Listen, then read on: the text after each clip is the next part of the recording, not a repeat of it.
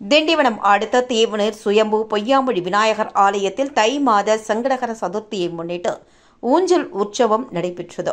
விழுப்புரம் மாவட்டம் திண்டிவனம் அடுத்த தேவனூர் ஸ்ரீ சுயம்பு பொய்யாமொழி விநாயகர் ஆலயத்தில் தை மாத சங்கடகர சதுர்த்தியை முன்னிட்டு யாகசாலை வேள்விகள் அடுத்து பூஜிக்கப்பட்ட 108 சங்குகள் மற்றும் கலசங்கள் கோவில் உட்பிரகாரம் வலம் வந்து கலச நீரால் மூலவருக்கு அபிஷேகம் நடத்தப்பட்டது. தொடர்ந்து மலர்களால் அலங்கரித்து வைக்கப்பட்டிருந்த உற்சவர் பக்தர்களுக்கு காட்சி அளித்தார். பின்னர் உற்சவர் கோயில் உட்பிரகாரம் வலம் வரும் நிகழ்வு தொடர்ந்து ஊஞ்சல் உற்சவம் நிகழ்வு நடைபெற்றது. இதில் திரளான பக்தர்கள் கலந்து கொண்டு தரிசனம் செய்தனர்.